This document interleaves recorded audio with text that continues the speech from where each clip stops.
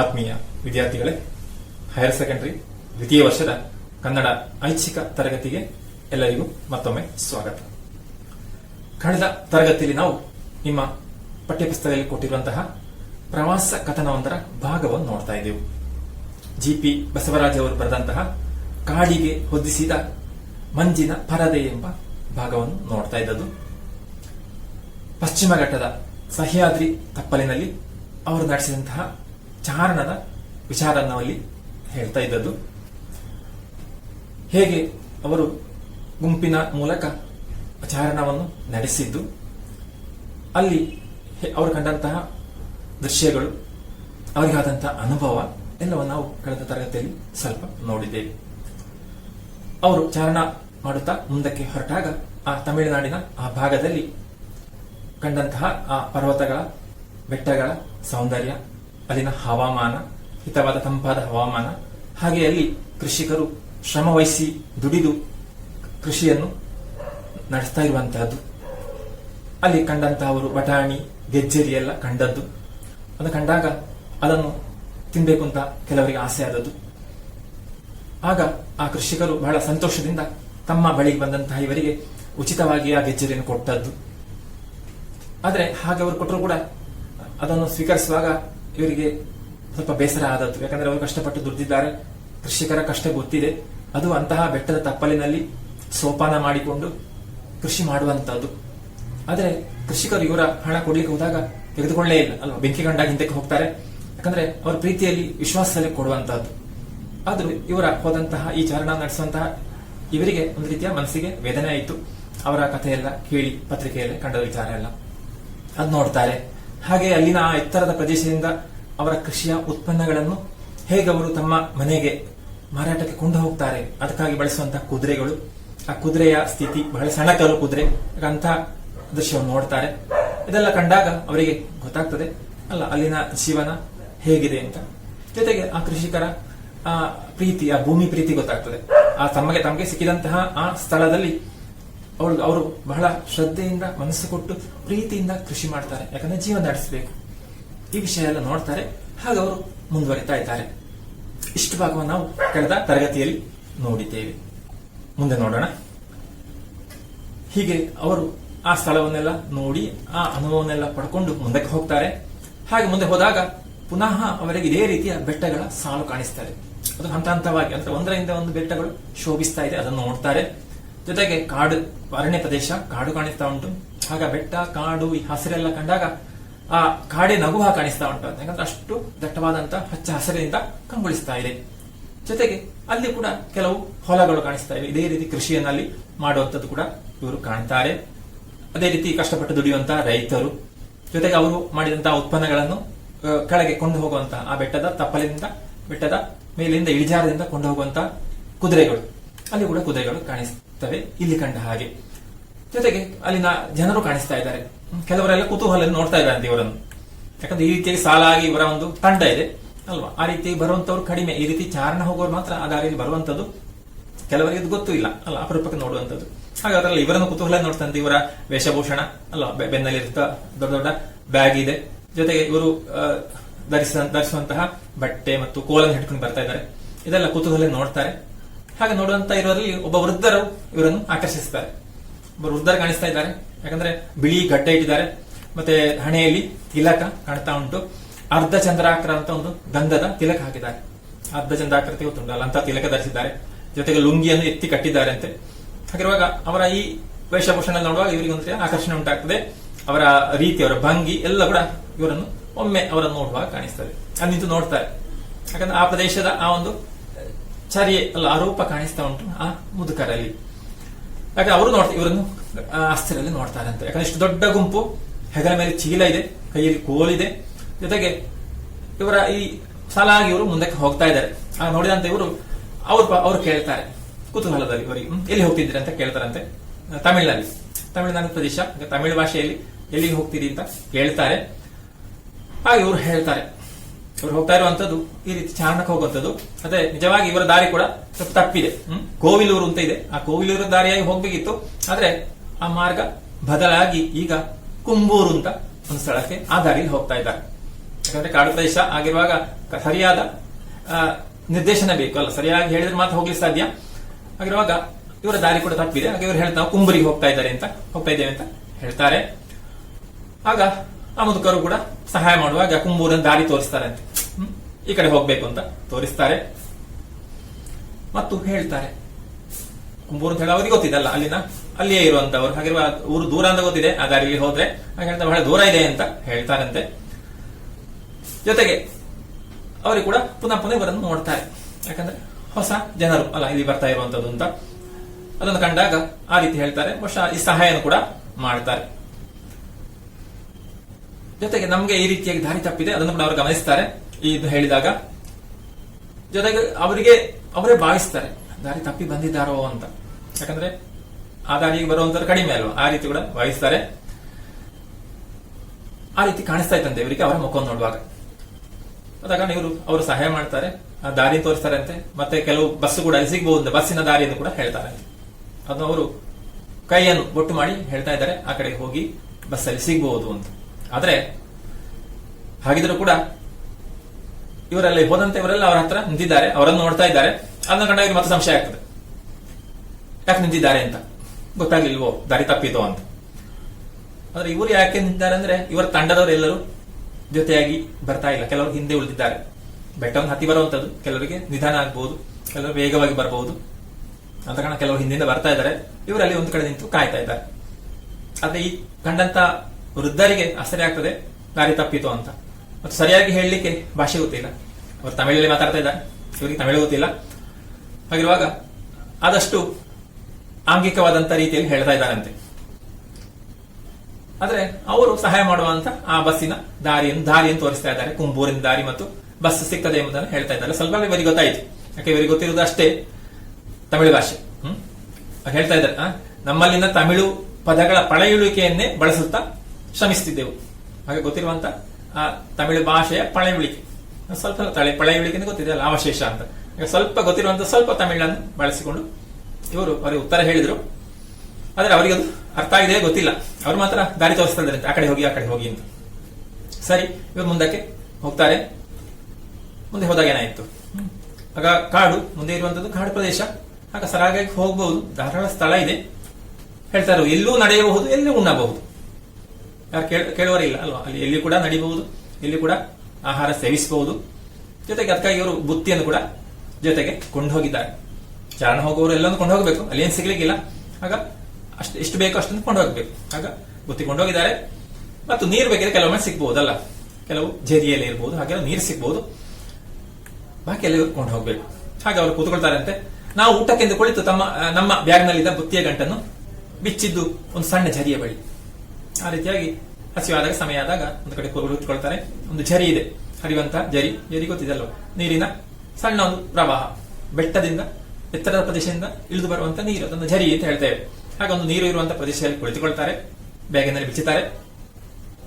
ಜೊತೆಗೆ ನೀರು ಕೂಡ ನೋಡ್ತಾರೆ. ನೀರು ಅತ್ಯಂತ ಸ್ವಚ್ಛವಾಗಿತ್ತಂತೆ. ಬೆಟ್ಟದ ಇಳಿಜಾರಿಯಿಂದ ಹರಿದು ಬರ್ತಿದ್ದಂತ ಸಣ್ಣ ಪ್ರಮಾಣದ ನೀರಿನ ಹರಿವು ಸ್ವಚ್ಛವಾಗಿ ಕೊರೆಯುವಷ್ಟು ತಣ್ಣಗೆ ಇದ್ದ ನೀರೇ ನಮ್ಮನ್ನು ಊಟಕ್ಕೆ ಪ್ರೇರೇಪಿಸಿತು.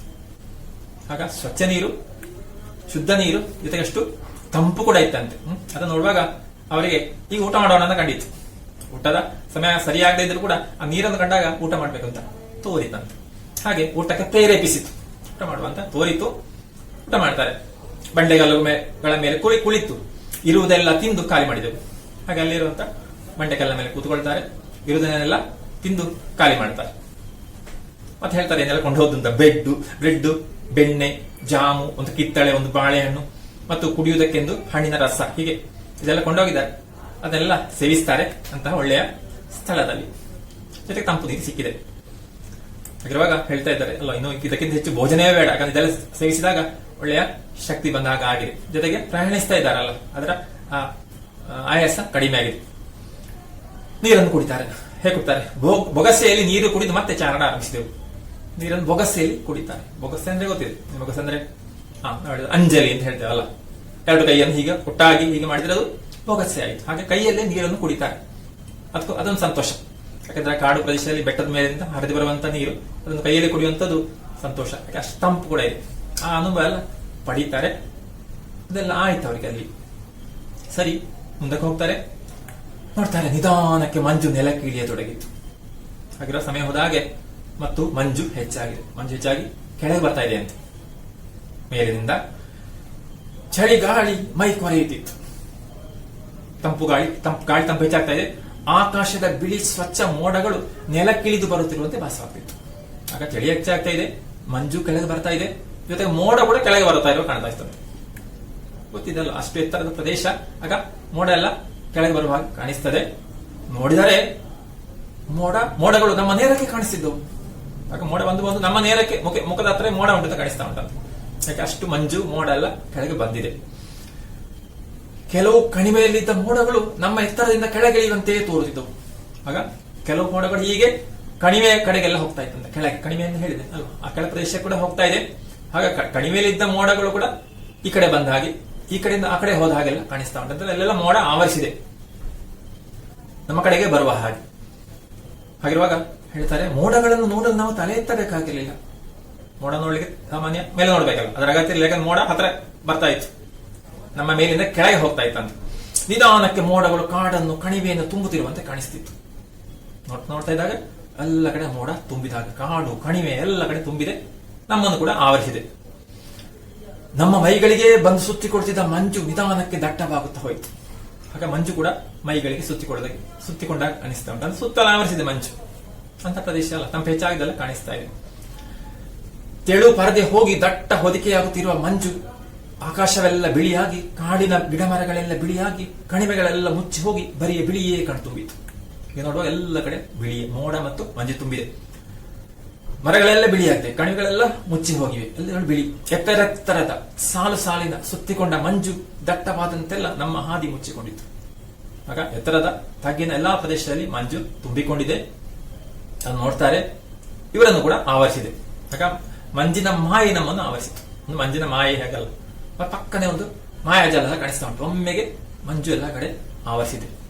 ಬಿಳಿಯ ಧೂಮದಂತೆ ಸುತ್ತಿಕೊಂಡ ಮಂಜು ದಟ್ಟವಾದಂತೆಲ್ಲ ನಮ್ಮ ಹಾದಿ ಮುಚ್ಚಿಕೊಂಡಿತ್ತು. ಆಗ ಮಂಜು ಹೆಚ್ಚಾಗಿ ಏನಾಯ್ತು, ದಾರಿ ಕಾಣಿಸ್ತಾ ಇಲ್ಲ ಅಂತ. ಮಂಜು ಹೆಚ್ಚಾದಾಗ ಕಾಣಿಸ್ತಾ ಇಲ್ಲ. ನೀವು ಕೂಡ ನಿಮ್ಮ ಅನುಭವಕ್ಕೆ ಬಂದಿರಬಹುದಲ್ಲ, ಈ ರೀತಿಯ ಪ್ರದೇಶಕ್ಕೆ, ಬೆಟ್ಟ ಪ್ರದೇಶಕ್ಕೆ ಪ್ರವಾಸ ಹೋದಾಗ ಮುಂದೆ ಇರುವಂತದ್ದೇ ಕಾಣಿಸ್ತಾ ಇಲ್ಲ. ನಮ್ಮನೆಲ್ಲ ಮಂಜು ಆವರಿಸ್ತಾರೆ.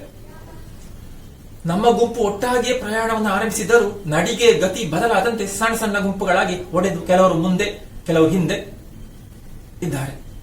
ಹಾಗಿರುವ ಇವರಿಗೆ ಏನಾಗ್ತಾ, ಮಂಜಿನ ಅನುಭವ ಜೊತೆಗೆ ಆಗಿರುವ ಕೆಲವರೆಲ್ಲ ಮುಂದೆ ಹೋಗಿದ್ದಾರೆ, ಕೆಲವರು ಹಿಂದೆ ಇದ್ದಾರೆ.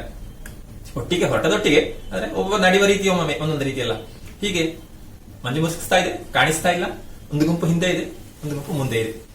ಮಂಜಿನ ಮುಸುಕಿನಲ್ಲಿ ಯಾವ ಗುಂಪು ಎಲ್ಲಿಯೋ ಕಾಣ್ತಾ ಇತ್ತು. ಹಾಗಿರುವಾಗ ಕಾಣಿಸ್ತಾ ಇಲ್ಲ, ಒಮ್ಮೆ ಯಾರು ಕಾಣಿಸ್ತಾ ಇಲ್ಲ. ಹಾಗಿರುವಾಗ ಯಾರು ಎಲ್ಲಿದ್ದಾರೆ ಅಂತ ಕಾಣಿಸ್ತಾ ಇಲ್ಲ ಅಂತ. ಅಷ್ಟು ಮಂಜು ಮುಸುಕಿದೆ. ಮೋಡ ಕೂಡ ಕೆಳಗೆ ಬರ್ತಾ ಇದೆ. ಅಷ್ಟು ಅಂತ ಒಂದು ಹೊಸ ಅನುಭವ ಆಗ್ತಾ ಇದೆ ಆ ನೀಲಗಿರಿಯ ಆ ಪ್ರದೇಶದಲ್ಲಿ, ಸಹ್ಯಾದ್ರಿಯ ಬೆಟ್ಟಗಳ ಸಾಲಿನಲ್ಲಿ. 10 ಅಡಿ ದೂರದಲ್ಲಿರುವವರು ಕಾಣಿಸದಷ್ಟು ಮಂಜು ದಟ್ಟವಾಗಿತ್ತು. ಮಂಜು ದೂರ ಅಲ್ಲ, 10 ಅಡಿ ಮುಂದೆ ಇದ್ದವರು ಕಾಣಿಸ್ತಾ ಇಲ್ಲ, ಯಾರು ಕಾಣಿಸ್ತಾ ಇಲ್ಲ. ಅಷ್ಟು ಮಂಜು ತುಂಬಿಕೊಂಡಿತ್ತು. ಇದನ್ನು ನೋಡ್ತಾರೆ. ನಾವು ಸಾಗುತ್ತಿದ್ದಂತೆ ನಮ್ಮ ಮುಂದೆ ಹೊಸದೊಂದು ಮಂಜಿನ ಲೋಕ ಸೃಷ್ಟಿಯಾಗಿತ್ತು. ಹೀಗೆ ಅವರು ಮುಂದೆ ಹೋಗ್ತಾ ಇದ್ದ ಹಾಗೆ ಒಂದು ಮಂಜಿನ ಲೋಕವೇ ಅಲ್ಲಿ ಕಾಣಿಸ್ತಾ ಇದೆ ಅವರಿಗೆ. ಅಂದ್ರೆ ಎಲ್ಲೆಲ್ಲಿಯೂ ಕೂಡ ಮಂಜು ಮುಸುಕಿದೆ. ಅದನ್ನು ನೋಡ್ತಾರೆ, ಹೇಳ್ತಾರೆ ಅಲ್ಲ, ಒಂದು ಮಂಜಿನ ಲೋಕವೇ ಅಲ್ಲಿ ಸೃಷ್ಟಿಯಾಗದ ಹಾಗೆ ಕಾಣಿಸ್ತಾ ಇತ್ತು ಅಂತ. ಜೊತೆಯಲ್ಲಿ ಸಂತೋಷ ಆಯ್ತಂತೆ. ಆ ಬಿಳಿಯ ಮೋಹಕ್ಕೆ ಸಿಕ್ಕು ಎಲ್ಲರೂ ಉಲ್ಲಾಸಗೊಂಡಿದ್ದರು. ಎಲ್ಲರಿಗೂ ಒಂದು ಹೊಸ ಅನುಭವ ಅಲ್ಲ. ಇಡೀ ಮಂಜು ಮುಸುಕಿದೆ, ಮೋಡ ಮುಸುಕಿದೆ, ಹಾಗೆ ಅದರ ಒಳಗೆ ಇವರಿದ್ದಾರೆ. ಆಗ ಆ ಒಂದು ಲೋಕದಲ್ಲಿ ಇವರಿಗೆ ಉಲ್ಲಾಸ ಉಂಟಾಗ್ತದೆ, ಬಹಳಷ್ಟು ಉತ್ಸಾಹ ಉಂಟಾಗ್ತದೆ ಅಂತ. ಜೊತೆಗೆ ಇವರು ಅದನ್ನು ತಡೆಯುವಂತಹ ವ್ಯವಸ್ಥೆ ಎಲ್ಲ ಮಾಡಿದ್ದಾರೆ. ಆ ರೀತಿ ಬಟ್ಟೆ ಧರಿಸಿದ್ದಾರೆ. ಜರ್ಕಿನ್, ಸ್ವೆಟರ್, ಉಣ್ಣೆಯ ಟೋಪಿ, ಹೀಗೆ ಸಕಲ ಸಲಕರಣೆಗಳಿಂದ ತಮ್ಮ ದೇಹಗಳನ್ನು ಸುರಕ್ಷಿತವಾಗಿಟ್ಟುಕೊಂಡಿದ್ದ ಚಾರಣಿಗರು ಉತ್ಸಾಹದಿಂದಲೇ ಹೆಜ್ಜೆ ಹಾಕ್ತಾ ಇದ್ದಾರೆ. ಹಾಗಾಗಿ ಬೇಗ ತಯಾರಿ ಮಾಡಿದ್ರು. ಜರ್ಕಿನ್ ಹಾಕಿದ್ರು. ಏನ್ ಜರ್ಕಿನ್ ಅಂದ್ರೆ ಕೃತಕ ನೂಲಿನಿಂದ ಮಾಡಿದಂತ ಒಂದು ಬಟ್ಟೆ, ಜಾಕೆಟ್, ಪೂರ್ತಿ ದೇಹವನ್ನು ಆವರಿಸುವಂತದ್ದು. ಹಾಗಿರುವ ಅದನ್ನೆಲ್ಲ ಹಾಕಿ ಹೊರಟಿದ್ದಾರೆ. ಆಗ ಆ ತಂಪು, ಚಳಿ ಸ್ವಲ್ಪ ಕಡಿಮೆ ಆಗಿದೆ ಇದೆಲ್ಲ ಹಾಕಿದ ಕಾರಣ. ಆಗ ಕಾಣುವಂತ ದೃಶ್ಯ ಅವರಿಗೆ ಬಹಳ ಸಂತೋಷ ಕೊಡ್ತದೆ. ದೇಹವನ್ನು ಆ ರೀತಿಯಾಗಿ ಸುರಕ್ಷಿತವಾಗಿ ಇಟ್ಕೊಂಡಿದ್ದಾರೆ. ಅಲ್ಲ, ಚಳಿ ತಂಪು ಹೆಚ್ಚಾದ್ರೆ ಮತ್ತೆ ಮುಂದೆ ಹೋಗ್ಲಿಕ್ಕೆ ಸಾಧ್ಯ ಇಲ್ಲ. ಅದಕ್ಕೆ ಬೇಕಾದಂತ ಬಟ್ಟೆಯಲ್ಲಿ ಧರಿಸಿದ್ದಾರೆ. ಉಣ್ಣೆ ಟೋಪಿ ಧರಿಸಿದ್ದಾರೆ. ಹಾಗಿರುವ ಸ್ವೆಟರ್ ಇದೆ, ಇದೆಲ್ಲ ಹಾಕಿಕೊಂಡು ಇದ್ದಾರೆ. ಹಾಗಿರುವ ಒಳಗೆ ಆ ಒಂದು ಬೆಚ್ಚಗೆ ಇದೆ. ಆದರೆ ಕಣ್ಣಿಗೆ ಅಂತೂ ಸಂತೋಷ ಆಗ್ತದೆ ನೋಡುವಾಗ. ಜೊತೆಗೆ ಅವರ ಕೈಯಲ್ಲಿ ಕ್ಯಾಮೆರಾ ಇತ್ತಂತೆ. ಎಲ್ಲರೂ ಕೂಡ ಕ್ಯಾಮೆರಾವನ್ನು ಕೊಂಡೋಗಿದ್ದಾರೆ. ಹಾಗೆ ಎಲ್ಲರೂ ಕೂಡ ಕ್ಯಾಮೆರಾದಲ್ಲಿ ಫೋಟೋ ತೆಗೆಯುವಂತ ಉತ್ಸಾಹ ಹೆಚ್ಚಾಗಿದೆ. ಯಾಕಂದ್ರೆ ಅಂತ ದೃಶ್ಯಗಳು ಕಾಣಿಸ್ತಾ ಇವೆಲ್ಲ ಒಳ್ಳೆ ಸುಂದರವಾದ ದೃಶ್ಯ ಕಂಡಾಗ ನಮ್ಗೆ ಅಲ್ಲಿ ಹೆಚ್ಚು ಫೋಟೋ ತೆಗೆಯುವಂತಹ ಆ ಮನಸ್ಸು ಉಂಟಾಗ್ತದೆ. ಯಾಕಂತ ಎಲ್ಲಿ ಕ್ಯಾಮೆರಾ ಇಟ್ಟರು ಕೂಡ ಸುಂದರವಾದ ದೃಶ್ಯ ಬರ್ತಾ ಇದೆ. ಹಾಗಿರುವ ಎಲ್ಲರೂ ಕ್ಯಾಮೆರಾವನ್ನು ಉಪಯೋಗಿಸ್ತಾ ಇದ್ದಾರೆ. ಜೊತೆಗೆ ಆ ಕ್ಯಾಮೆರಾವನ್ನು ಉಪಯೋಗಿಸಿದ್ರು ಕೂಡ ಅವರವರ ಒಂದು ಕೌಶಲ್ಯ ಅಲ್ವಾ, ಆ ಒಂದು ನೈಪುಣ್ಯ ತೋರಿಸುವಂಥದ್ದು. ಒಬ್ಬೊಬ್ಬರಿಗೆ ಅದರ ಆ ಒಂದು ಕಲೆ ಗೊತ್ತಿರ್ತದೆ. ಹಾಗಿರುವ ಒಬ್ಬೊಬ್ಬರು ತಮ್ಮಿಂದ ಆಗುವಂತಹ ಒಳ್ಳೊಳ್ಳೆ ಫೋಟೋಗಳನ್ನು ತೆಗಿತಾ ಇದ್ದಾರೆ. ಇದು ಒಳ್ಳೆಯ ಅವಕಾಶ. ಪುನಃ ಪುನಃ ಬರ್ಲಿಕ್ಕಿರುವಂತಹ ಸ್ಥಳ ಅಲ್ಲ ಇದು ಅಲ್ವಾ, ಅದಕ್ಕೆ ಬೇಕಾದಂತ ಪ್ರಯತ್ನ ಮಾಡ್ತಾರೆ. ಹಾಗೆ ಮುಂದೆ ಹೋಗುವಾಗ ಮಂಜಿನ ದಟ್ಟ ಮುಸುಕಿನಲ್ಲಿ ಮೂಡುವ ಮನುಷ್ಯಾಕೃತಿಗಳು.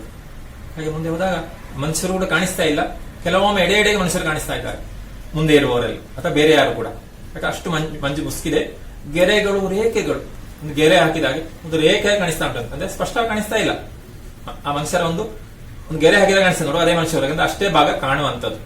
ಸ್ಥೂಲ ಚಹರೆಗಳು, ಆಗ ಸೂಕ್ಷ್ಮವಾಗಿ ಕಾಣ್ತಾನೆ ಇಲ್ಲ, ಸ್ಥೂಲವಾಗಿ ದೂರದಿಂದ ಏನೋ ಒಂದು ಮನುಷ್ಯರು ಹೋಗುವ ಕಾಣಿಸ್ತಾ ಇದ್ದಾರೆ. ಅಷ್ಟು ಮಂಜು ಮುಸುಕಿದೆ. ಕಲಾತ್ಮಕ ಫೋಟೋಗ್ರಫಿಗೆ ಇದೊಂದು ಸವಾಲು. ಆಗ ಪುನಃ ಫೋಟೋದ ಕಡೆಗೆ ಬರ್ತಾರೆ. ಒಳ್ಳೆಯ ಫೋಟೋ ತೆಗೆದಿದ್ರೆ, ಕಲಾತ್ಮಕ ಫೋಟೋ ತೆಗೆದಿದ್ರೆ ಅವರಿಗೆ ಇದೊಂದು ಸವಾಲು ಅಲ್ವಾ, ಎಷ್ಟು ಚೆನ್ನಾಗಿ ಈ ಸ್ಥಳ ತೆಗಿಬಹುದು ಅಂತ. ಫೋಟೋಗ್ರಫಿ ಕೂಡ ಒಂದು ಕಲೆ ಅಲ್ವಾ. ಹಾಗಿರುವಾಗ ಅಂತೊಂದು ಅವಕಾಶ ಇಲ್ಲಿದೆ. ಎಲ್ಲ ಕಡೆ ಫೋಟೋಗ್ರಫಿ ಚೆನ್ನಾಗಿ ಫೋಟೋ ಬರಲಿಕ್ಕೆ ಸಾಧ್ಯ ಇಲ್ಲ. ಇಂಥ ಸುಂದರವಾದ ದೃಶ್ಯ, ಅಂತಹ ಸಾಮರ್ಥ್ಯದಲ್ಲಿ ಸುಂದರವಾದ ಫೋಟೋ ಸಿಗಬಹುದು. ಕೆಲವರು ಪ್ರಯತ್ನ ಮಾಡ್ತಾ ಇದ್ದಾರೆ ಅದರಲ್ಲಿ. ಇಡೀ ಚಾರಣ ಕೆಲವೇ ಕ್ಷಣಗಳಲ್ಲಿ ಮಂಜು ಮುಸುಕಿನ ತೆರೆಯಲ್ಲಿ ಕಣ್ಣು ಮುಚ್ಚಾಲೆ ಆಟವಾಗಿ ಮಾರ್ಪಟ್ಟಿತ್ತು. ಆಗ ಚಾರಣಕ್ಕೆ ಈ ಚಾರಣದ ಅನುಭವ, ಇಡೀ ಚಾರಣ, ಇಷ್ಟು ಸಮಯದ ಚಾರಣ ಈಗ ಏನಾಗಿದೆ, ಒಂದು ಕಣ್ಣು ಮುಚ್ಚಾಲೆ ಕಾಣಿಸ್ತಾ ಇದೆ ಅಂತ. ಅಂದ್ರೆ ಒಮ್ಮೆ ಮಂಜು ಕಾಣಿಸ್ತಾ ಉಂಟು, ಮಂಜು ಆವರಿಸಿದೆ, ಒಮ್ಮೆ ಸ್ವಲ್ಪ ಸ್ವಲ್ಪ ಕಡಿಮೆ ಆಗಿದೆ. ಹಾಗೆ ಒಂದು ಕಣ್ಣು ಮುಚ್ಚಾಲೆ, ಒಮ್ಮೆ ಮೋಡ ಮಂಜು ಮುಸುಕಿದೆ, ಒಮ್ಮೆ ಬರ್ತಾ ಇಲ್ಲ, ಈ ರೀತಿ ಕಾಣಿಸ್ತಾ ಇದೆ. ಸರಿ, ಮುಂದಕ್ಕೆ ಹೋಗ್ತಾರೆ. ಇವರಿಗೆ ಆದಂತಹ ಈ ಅನುಭವ ಯಾವ ಸಮಯದ ಕೇಳಿದ್ರೆ ನಡುಹಗಲಿಗೆ. ಆಗ ನಡುಹಗಲೇ ಇದು, ಮಧ್ಯಾಹ್ನದ ಸಮಯ. ಆಗಿಷ್ಟು ಇಂತಹ ಮಂಜಿನ ಅನುಭವ ಆಗ್ತಾ ಇರುವಂತ, ತಂಪಿನ ಅನುಭವ ಆಗ್ತಾ ಇರುವಂತದ್ದು. ಆಗ ನೋಡ್ತಾರೆ. ಹಾಗಿರುವಾಗ ಅದು ಕಡಿಮೆ ಆಗೋದು ಕಾಣಿಸ್ತಾ ಇಲ್ಲ. ಮುಂದೆ ಮುಂದೆ ಹೋದಾಗ ಮತ್ತೆ ಮತ್ತೆ ಎತ್ತರಕ್ಕೆ ಹೋಗುವಂತದ್ದು. ಹಾಗಿರುವಾಗ ಮತ್ತು ಈ ಮಂಜಿನ ಮುಸುಗು ಹೆಚ್ಚಾಗ್ತಾ ಇದೆ. ನಮ್ಮ ಮುಂದಿನ ಹಾದಿಯೇ ಕಾಣಿಸೋದು. ಮುಂದೆ ಹೋದಾಗ ದಾರಿ ಕಾಣಿಸ್ತಾ ಇಲ್ಲ ಅಂತ ಈಗ. ಆದರೂ ಯಾರಿಗೂ ಭೀತಿಯಾಗಲಿ ಆತಂಕವಾಗಲಿ ಉಂಟಾಗಂತೆ ಕಾಣಲಿಲ್ಲ. ದಾರಿ ಕಾಣಿಸ್ತಾ ಇಲ್ಲ ಮುಂದೆ ಹೇಗೆ ಹೋಗುದು ಅಂತ. ಆದ್ರೆ ಯಾರಿಗೊಂದು ಭಯ ಕಾಣಿಸ್ತಾ ಇಲ್ಲ, ಆತಂಕವಿಲ್ಲ. ಯಾಕಂದ್ರೆ ಅವರ ಅನುಭವ ಅವರಿಗೆ ಸಂತೋಷ ಕೊಟ್ಟಿದೆ ಅಲ್ವಾ, ಹೊಸ ಅನುಭವ ಇರುವಾಗ ಬಹಳ ಸಂತೋಷ ಕೊಟ್ಟಿದೆ. ದಾರಿ ಕಾಣಿಸ್ತಾ ಇಲ್ಲ, ಆದ್ರೆ ಹೆದರಿಕೆ ಆಗಲಿಲ್ಲ. ಎಲ್ಲರೂ ಉಲ್ಲಾಸದಲ್ಲಿ ನಡೀತಿದ್ದರು. ಎಲ್ಲ ಕೂಡ ಬಹಳ ಉತ್ಸಾಹದಲ್ಲಿ ಉಲ್ಲಾಸದಲ್ಲಿ ನಡೀತಾ ಇದ್ದಾರೆ. ಹೆಗಲ ಮೇಲಿನ ಚೀಲಗಳು ತಮ್ಮ ತೂಕವನ್ನು ಕಳೆದುಕೊಂಡು ಹಗುರಾಗಿದ್ದಂತೆ ಭಾಸ ಆಗ್ತಿತ್ತು. ಹೆಗಲ ಮೇಲೆ ದೊಡ್ಡ ದೊಡ್ಡ ಚೀಲ ಇದೆ ಅಲ್ವಾ, ಅವ್ರಿಗೆ ಬೇಕಾದ ಸಾಮಗ್ರಿ ಇಟ್ಟದ್ದು, ಅದು ಕೂಡ ಹಗುರಾದಾಗ ತಂಪಿದೆ. ಹಾಗೆ ಭಾರ ಕೂಡ ಕಾಣಿಸ್ತಾ ಇಲ್ಲ. ಆಗ ಹಗುರಾದಾಗ ಅನುಭವ ಆಗ್ತಾ ಇತ್ತು. ಆ ರೀತಿಯಾಗಿ ಭಾಸ ಆಗ್ತಾ ಇತ್ತು. ವಾತಾವರಣದ ಈ ಸೊಗಸನ್ನು ಎಲ್ಲರೂ ಸವಿಯುತ್ತಲೇ ಹೆಜ್ಜೆ ಹಾಕ್ತಿದ್ದಾರೆ. ಎಲ್ಲರೂ ಮುಂದೆ ಹೋಗ್ತಾ ಇದ್ದಾರೆ. ಹೋಗುವ ಇದೆಲ್ಲ ನೋಡ್ತಾ ಇದ್ದಾರೆ, ಅನುಭವಿಸ್ತಾ ಇದ್ದಾರೆ ಅಲ್ವಾ ಇಂತಹ ಸುಂದರವಾದಂತಹ ದೃಶ್ಯ. ಗೈಡ್ ಸಹ ತನ್ನ ಉಲ್ಲಾಸವನ್ನು, ಜೀವಂತಿಕೆಯನ್ನು ಮತ್ತು ಸಹಜ ಸಾಮರ್ಥ್ಯವನ್ನು ಬಿಂಬಿಸುತ್ತಾ ಹೆಜ್ಜೆ ಹಾಕ್ತಿದ್ದ. ಇದಕ್ಕೊಬ್ಬ ಗೈಡ್ ಇದ್ದಾನೆ ಅಲ್ಲ, ಗೈಡ್ ಗೊತ್ತಿದ್ದಾರೆ, ಮಾರ್ಗದರ್ಶನ ಮಾಡುವವನು, ದಾರಿಯಲ್ಲಿ ಕೊಂಡು ಹೋಗುವವನು. ಆಗ ಅವನು ಕೂಡ ಬಹಳ ಉಲ್ಲಾಸದಲ್ಲಿ ಸಂತೋಷದಲ್ಲಿ ಇವರೊಟ್ಟಿಗೆ ಸೇರಿಕೊಂಡಿದ್ದ. ಆ ಮೂಲಕ ಇವರು ಮುಂದೆ ಹೋಗ್ತಾ ಇದ್ದಾರೆ. ಸರಿ, ಮುಂದೆ ಹೋದ ಹಾಗೆ ನಮ್ಮ ಕಣ್ಣು ಮುಂದಿನ ಕಾಡು ಮರೆಯಾಗಿತ್ತು. ಹಾಗೆ ಮುಂದೆ ಹೋದ ಹಾಗೆ ಮುಂದೆ ಅದುವರೆ ಕಾಣಿಸ್ತಾ ಇದ್ದ ಕಾಡು ಈಗ ಕಾಣಿಸ್ತಾ ಇಲ್ಲ. ಆದ್ರೆ ಏನ್ ಕಾಣಿಸ್ತಾ ಇದೆ? ಆದರೆ ಬೃಹದಾಕಾರದ ಮರಗಳು ಬ್ರಹ್ಮ ರಾಕ್ಷಸಂತೆ ಕಾಣಿಸ್ತಿದ್ದವು. ಕಾಡು ಕಾಣದಾಯಿತು. ಮುಂದೆ ಕಂಡದ್ದು ದೊಡ್ಡ ದೊಡ್ಡ ಮರಗಳು, ಬೃಹದಾಕಾರದ ಮರಗಳು ಬ್ರಹ್ಮ ರಾಕ್ಷಸಂತೆ ಕಾಣಿಸ್ತಿದ್ದವು. ಬ್ರಹ್ಮ ರಾಕ್ಷಸ ಅಂತ ಕೇಳಿರ್ಬೋದಲ್ಲ. ಹೆದರ್ಸ್ಲಿಕ್ಕೆ ಹೇಳ್ತೇವೆ ಅಲ್ಲ, ಒಂದು ರಾಕ್ಷಸರ ಒಂದು ರೂಪ ಅಂತ, ಒಂದು ರೀತಿಯ ರಾಕ್ಷಸ ಅಥವಾ ಪಿಶಾಚ ಅಂತ ಹೇಳ್ತೇವೆ. ಹಾಗಂತ ಭಯ ಹುಟ್ಟಿಸುವಂತ ದೊಡ್ಡ ಆಕಾರದ ಬ್ರಹ್ಮ ರಾಕ್ಷಸ ನಿಂತ ಕಾಣಿಸ್ತಾ ಇತ್ತಂತೆ ಈ ದೊಡ್ಡ ದೊಡ್ಡ ಮರಗಳ ಕಂಡಾಗ. ನೀವು ನೋಡಿರ್ಬೋದು ಪ್ರವಾಸ ಹೋದಾಗ ಅಲ್ಲ, ಊಟಿಗೆ ಹೋದಾಗೆಲ್ಲ ದೊಡ್ಡ ದೊಡ್ಡ ನೀಲಗಿರಿ ಮರಗಳು ಕಾಣಿಸ್ತಾ ಇದೆ ನಮ್ಗೆ ಹೋಗುವ ದಾರಿಯಲ್ಲಿ, ಇದು ಕಾಡಲ್ಲಿ ಆದ್ರೆ ದೊಡ್ಡ ದೊಡ್ಡ ಮರಗಳು ಆ ರೀತಿ ಇವರಿಗೆ ಕಾಣಿಸ್ತಾ ಉಂಟು. ಅಂತ ಸ್ಥಳದಲ್ಲಿ ಮಂಜು ಮುಸುಕಿದಾಗ ಅದೇ ರೀತಿ ಒಂದು ರಾಕ್ಷಸನಾಗಿ ಪಿಶಾಚದಾಗ ಕಾಣಿಸ್ತಾ ಇತ್ತಂತೆ. ಆ ರಾಕ್ಷಸರು ಕಣ್ಣು ಮುಂದೆ ಸುಳಿದದ್ದೇ ಹಲವರಿಗೆ ಹುರುಪು ಕೊಟ್ಟಿತ್ತು, ಕೆಲವರಿಗೆ ಕುತೂಹಲ ಉಂಟಾಯಿತು, ಈ ರೀತಿ ರೂಪ ಕಾಣಿಸ್ತಾ ಇದೆ ಅಂತ. ಮುಂದೆ ಕಾಣುವಂತಹ ಮರಗಳು ಒಂದು ರೀತಿಯ ದೊಡ್ಡ ಮರ ಜೊತೆಗೆ ಒಂದು ರಾಕ್ಷಸ ಕಾಣಿಸ್ತಾ ಇತ್ತು. ಹಾಗೆಲ್ಲ ಹೇಳ್ತಾ ಇದ್ದಾರೆ, ಅಲ್ಲಿ ನೋಡಿ ಇಲ್ಲಿ ನೋಡಿ ಎಂದು ನಿಂತು ತಮ್ಮ ತಮ್ಮ ಮಿತ್ರರಿಗೆ ತೋರಿಸಿದ್ದರು. ಆಗ ಕಂಡವರು ಹೇಳ್ತಾ ಇದ್ದಾರೆ, ಅಲ್ಲಿ ನೋಡಿ ಇಲ್ಲಿ ನೋಡಿ ಅಂತ. ಹಾಗಾದ್ರೆ ಇವರು ನೋಡ್ತಾ ಇದ್ದಾರೆ, ಇನ್ನೊರು ತಿಳಿಸ್ತಾ ಇದ್ದಾರೆ. ಇಂತಹ ಒಂದು ಎಂತ ಕುತೂಹಲ ಹುಟ್ಟಿಸುವಂತ ದೃಶ್ಯ ಕಾಣಿಸ್ತಾ ಇದೆ ಅಂತ. ಮಸುಕು ಆಕೃತಿಗಳ ಬ್ರಹ್ಮ ರಾಕ್ಷಸರು ತಮ್ಮ ಸುತ್ತಮುತ್ತ ಆವರಿಸಿಬಿಟ್ಟಿದ್ದಾರೆ. ನೋಡುವಾಗ ಮಸ್ಕಿನಲ್ಲಿ ಬ್ರಹ್ಮ ರಾಕ್ಷಸರು ಕಾಣ್ತಾ ಇದ್ದಾರೆ, ಅಂದ್ರೆ ಈ ಮರಗಳು ಅಲ್ವಾ, ಈ ಮರಗಳೆಲ್ಲ ಬ್ರಹ್ಮ ರಾಕ್ಷಸ ಅಲ್ಲಿಲ್ಲ ಕಾಣಿಸ್ತಾ ಇತ್ತಂತೆ. ಯಾಕೆ ಸ್ವಲ್ಪ ಮಸ್ಕು ಕಡಿಮೆ ಆದಾಗ. ಮತ್ತು ಸೂಕ್ಷ್ಮವಾಗಿ ಗಮನಿಸುವವರಿಗೆ ಹೆಗಲ ಮೇಲೆ ಚೀಲವನ್ನು ಹೊತ್ತು ನಡೆಯುವ ಪ್ರತಿಯೊಬ್ಬ ಚಾರಣಿಗನು ಬ್ರಹ್ಮ ರಾಕ್ಷಸನಾಗಿಯೇ ಕಂಡಿರಬೇಕು. ಬಹುಶಃ ಇವ್ರು ಹೇಳ್ತಾ ಇದ್ದಾರೆ, ಈ ಅಲ್ಲಿ ಇಲ್ಲಿ ಹೇಳುವಂತದ್ದು ಮರಗಳು ಮಾತ್ರ ಅಲ್ಲ, ಇವರು ಜೊತೆಗೆ ಹೋಗುವಾಗ ಮುಂದೆ ಹೋದವರು ಒಂದು ರೀತಿ ಬ್ರಹ್ಮ ರಾಕ್ಷಸ ಕಾಣ್ತಾ ಇದ್ರಂತೆ ಇವ್ರಿಗೆ. ಯಾಕಂದ್ರೆ ಹೆಗಲ್ ದೊಡ್ಡ ಚೀಲ ಹಾಕಿ ಹೋಗ್ತಾ ಇದ್ದಾರೆ ಕಟ್ಟಿ ಹಿಡಿದುಕೊಂಡು. ಆಗ ಹೋಗೋ ಸ್ವಲ್ಪ ಚಲನೆ ಇದೆ ಅಲ್ವಾ, ಆಗ ಯಾರೋ ಬ್ರಹ್ಮ ರಾಕ್ಷಸ ಹೋದಾಗ ಕಾಣಿಸ್ತಾ ಇತ್ತಂತೆ. ಹಾಗೆ ಎಲ್ಲ ಕೂಡ ಹಾಗೆ ಕಾಣಿಸ್ತಾರೆ, ಎಲ್ಲರೂ ಕೂಡ ಒಬ್ಬೊಬ್ಬರು ಬ್ರಹ್ಮ ರಾಕ್ಷಸನಾಗಿ ಕಾಣಿಸ್ತಾ ಇತ್ತಂತೆ. ಈ ರೀತಿ ಹೇಳ್ತಾರೆ ಅವರು. ಇಂತಹ ಕುತೂಹಲದ ವಿಷಯ ಅಲ್ಲ ಕಾರಣ ಹೇಳ್ತಾರೆ, ಅಲ್ಲಿ ನೋಡಿ ಇಲ್ಲಿ ನೋಡು ಅಂತ. ಕೆಲವೊಮ್ಮೆ ಅವರು ಮರಸ ಅಲ್ಲ ಹೋಗುವವರಾಗಿರ್ಬೋದು, ಆದ್ರೆ ಯಾರು ಅದನ್ನು ಬಾಯಿ ಬಿಟ್ಟು ಹೇಳಿಲ್ಲ, ಯಾರಿಗೂ ಬಾಯಿ ಬಿಟ್ಟು ಹೇಳಿದ್ದೇ ಇಲ್ಲ ಅಲ್ವಾ. ಆ ಬಗ್ಗೆ ಮಾತಾಡ್ತಾ ಇದೆ ಕಾಣಿಸ್ತಾ ಇದೆ ಅಂತ ಒಂದು ರೀತಿಯ ಕುತೂಹಲ ಇದೆ, ಒಂದು ಗಾಬರಿ ಇದೆ. ಹಾಗೆ ಹೇಳಿದ್ದಾರೆ, ಒಬ್ಬರು ಇನ್ನೊಬ್ಬರನ್ನು ಮಾತನಾಡಿಸಲು ಮುಟ್ಟಲು ಹೆದರ್ತಿದ್ದ ವಾತಾವರಣ ನಿರ್ಮಾಣವಾಗುವ ಸಂಭವ ಇತ್ತು. ಬಹುಶಃ ಹಾಗೆ ಹೇಳಿದ್ದು ಕೂಡ ಕಷ್ಟ ಇತ್ತು. ಹಾಗೆ ಅಂತ ಹೇಳಿ ಮುಟ್ಲಿಗೆ ಹೋದ್ರೆ ಕೆಲವೊಮ್ಮೆ ಅಲ್ಲ ಆದ್ರೆ ಅಲ್ವಾ, ಇವರ ಜೊತೆಗಿರುವ ವ್ಯಕ್ತಿ ಅಲ್ಲ ಅಂತಾದ್ರೆ ಭಯ ಹುಟ್ಟಿತ್ತು. ಯಾರು ಮಾತಾಡ್ಲಿಲ್ಲ, ನೋಡ್ತಾ ಇದ್ರ ಅಂತ. ಎಲ್ಲರಿಗೂ ಕೂಡ ಒಂದು ರೀತಿಯ ಅಂತ ಸ್ಥಳದಲ್ಲಿ ಸ್ವಲ್ಪ ಗಾಬರಿ ಇದೆ ಮನಸ್ಸಿನೊಳಗೆ, ಆದ್ರೂ ಧೈರ್ಯ ಅಲ್ಲ, ಅಲ್ಲಿ ಆಗಿರ್ಲಿಕ್ಕಿಲ್ಲ ಅಂತ. ಹಾಗೆ ಒಬ್ಬರು ಇನ್ನೊಬ್ಬರನ್ನು ಮಾತನಾಡಿಸಲು ಮುಟ್ಟಲು ಹೆದರುತ್ತಿದ್ದ ವಾತಾವರಣ ನಿರ್ಮಾಣವಾಗಿತ್ತು. ಮಾತಾಡ್ಲಿಕ್ಕೆ ಮುಟ್ಲಿ ಧೈರ್ಯ ಇಲ್ಲ, ಅಂದ್ರೆ ಯಾರು ಗೊತ್ತಾಗ್ತಾ ಇಲ್ಲ ನಮ್ಮವರೇ ಅಥವಾ ಬ್ರಹ್ಮ ರಾಕ್ಷಸನ ಅಂತ. ಹೀಗೆ ಹೋಗ್ತಾ ಇದ್ದಾರೆ. ಅಂತೂ ಮುಂದೆ ಹೋಗ್ತಾರೆ. ಮುಂದೆ ಹೋದಾಗ ಬ್ರಹ್ಮ ರಾಕ್ಷಸರ ಲೋಕ ಬಹಳ ಹೊತ್ತು ಇರಲಿಲ್ಲ. ಹಾಗೆ ಮುಂದೆ ಹೋದಾಗ ಅದು ಮರೆಯಾಯಿತು. ನಿಧಾನಕ್ಕೆ ಮಂಜು ಕರಗಿತು.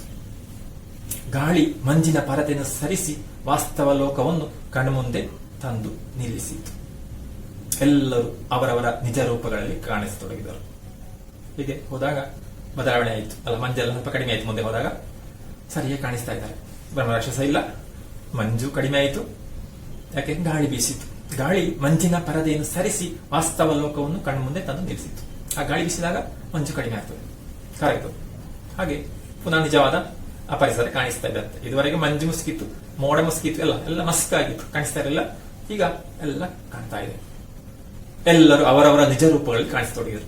ಇಷ್ಟವರೆಗೆ ಕಾಣ್ತಾ ಇರಲಿಲ್ಲ ಅಲ್ಲ, ಮಂಜು ಮುಸುಕಿ ಬ್ರಹ್ಮರಾಕ್ಷಸನೋ ಮರವೋ ಇವರು ಅಂತ ಗೊತ್ತಾಗ್ತಾ ಇರಲಿಲ್ಲ. ಈಗೆಲ್ಲ ಅವರ ರೂಪ ಕಾಣಿಸ್ತಾ ಉಂಟು. ಹಾಗೆ ಹಾದಿ, ಗಿಡ ಮರಗಳು, ಕಾಡು, ಕಣಿವೆ, ಮೋಡ ಎಲ್ಲವೂ ಸ್ಪಷ್ಟವಾದವು. ಈಗೆಲ್ಲ ಸ್ಪಷ್ಟವಾಗಿ ಕಾಣಿಸ್ತಾ ಉಂಟು, ಯಾಕಂದ್ರೆ ಆ ವಾತಾವರಣ ಬದಲಾಗಿದೆ. ಮುಂದೆ ಹೋದಾಗ ಇಳಿಜಾರ ಇರಬಹುದು ಅಲ್ಲ, ಮೇಲೆ ಹೋದಾಗ ಹೆಚ್ಚೆಚ್ಚು ಮಂಜು ಮುಸುಕುವಂಥದ್ದು, ಅಥವಾ ಒಂದೊಂದು ಸಮಯ ಒಂದೊಂದು ಕಾಣುವಂಥದ್ದು, ತಂಪು ಹೆಚ್ಚು ಬರುವಂಥದ್ದು, ಮೋಡ ಬರುವಂಥದ್ದು, ಮಂಜು ಬರುವಂಥದ್ದು. ಹೀಗೆ ಸುಂದರವಾದ ಈ ಅನುಭವವನ್ನು ಹೇಳಿದ್ದಾರೆ ಲೇಖಕರು. ಇಷ್ಟು ಭಾಗ ಅವರ ಪ್ರವಾಸ ಕಥನದಿಂದ ನಿಮಗೆ ಕೊಟ್ಟದ್ದು. ಇಲ್ಲಿಗೆ ಇದು ಪೂರ್ತಿ ಆಯಿತು. ಈ ಮೂಲಕ ಒಂದು ಸುಂದರವಾದಂತಹ ಒಂದು ಪ್ರವಾಸದ ಅಥವಾ ಒಂದು ಚಾರಣದ ಅನುಭವ ಆಗಿದೆ ನಮಗೆ ಅಲ್ವಾ. ಪ್ರವಾಸದ ಪ್ರಯೋಜನ ನಾವು ಸ್ವಲ್ಪ ತಿಳ್ಕೊಂಡಿದ್ದೇವೆ. ಇದು ಇನ್ನೊಂದು ಅನುಭವ. ಹೋದಂತ ಪ್ರದೇಶ, ಅಲ್ಲಿನ ಅನುಭವ, ಅಲ್ಲಿನ ಪರಿಸರ ಅದೆಲ್ಲ ಪರಿಚಯ ಆಗುವಂಥದ್ದು. ಅವರ ಕೃಷಿಯ ರೀತಿ, ಜೊತೆಗೆ ಅವರ ಸಹಾಯ ಸೇವಾ ಮನೋಭಾವ ಅಲ್ಲ, ಇವರು ಕಂಡಂತ ಆ ಕೃಷಿಕರು, ಆ ಮುದುಕ, ಇವರಲ್ಲಿ ಹೇಗೆ ಒಂದು ರೀತಿಯಲ್ಲಿ ಸಹಾಯ ಮಾಡ್ತಾರೆ, ಅವರ ಸಹಕಾರ, ಇದೆಲ್ಲ ಸಿಗ್ಲಿಕ್ಕೆ ಸಾಧ್ಯ ಪ್ರವಾಸದಿಂದ. ಮತ್ತೆ ಭಾವೈಕ್ಯಲ್ಲಿ ಮೂಡ್ತದಲ್ಲ ಎಲ್ಲರೊಂದಿಗೆ. ನಾವು ನಮ್ಮ ಸ್ಥಳದಲ್ಲಿ ಇದ್ರೆ ಸಿಗ್ಲಿಕ್ಕಿಲ್ಲ.